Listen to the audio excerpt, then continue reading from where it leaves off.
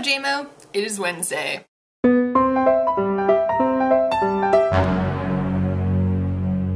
30th video, awesome! Although this is the 31st, but the 30s are the 30s and we haven't missed a day. Isn't that awesome? So your No Shave November beard stuff is looking really good. Mine, on the other hand, is kind of concentrated into a localized area. I don't know if that's normal for a first time No Shave November-er. I think I'll just wait it out, see if things kind of spread out at all. NaNoWriMo is still going well. I'm about a day behind, but that's okay because I did not get a blessed chance to write on Monday. I'm not going to get a chance to write today, so I'm kind of behind, but I feel confident that I will be caught up by the end of this week. Also, were those dancing chimpanzees that you had in your last video? Because, problem, I'm not sure if you know this, but I hate chimpanzees. As evidenced by this mug. Actually, this mug is Carl's. I got it for him for Christmas last year. Just to put that into context too, for Christmas, Carl gave me an engagement ring, and I gave him a personalized mug. Yeah, chimpanzees. Boo! Boo. What is this, you're asking? It is kind of like salad in a glass. I have been trying to blend things for my lunches because I hate eating lunch, so. I didn't peel anything in this, like there's a cucumber and an apple. I didn't peel it, so it's a little bit, flaky.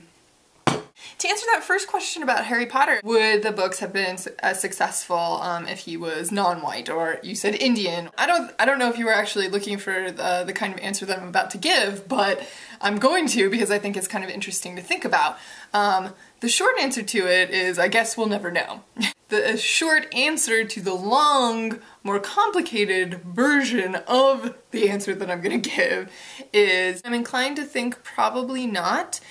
At least at this time and space of culture and society. Primarily, in my opinion, is because of the continuance of that white male-dominated canon in literature that tends to dictate universal relatability to the white male character. Harry Potter is supposed to be anyone, and a lot of the times we see white males as like the everyman, because those types of characters are so prevalent and so dominant and did dominate for such a long time. And of course we're moving past that and progressing past that, and that all of that is awesome, but I don't think that that has completely gone away yet. I'm not male bashing, I'm not white bashing, I'm not white male bashing, I'm just saying.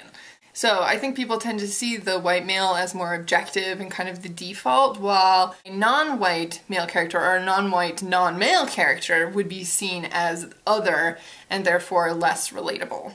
And I know what you're probably not going to ask. Is relatability the only factor in a novel's success? I would say no, it is not the only factor, but I think right now, especially in the age group of people that grew up with Harry Potter, it is very important.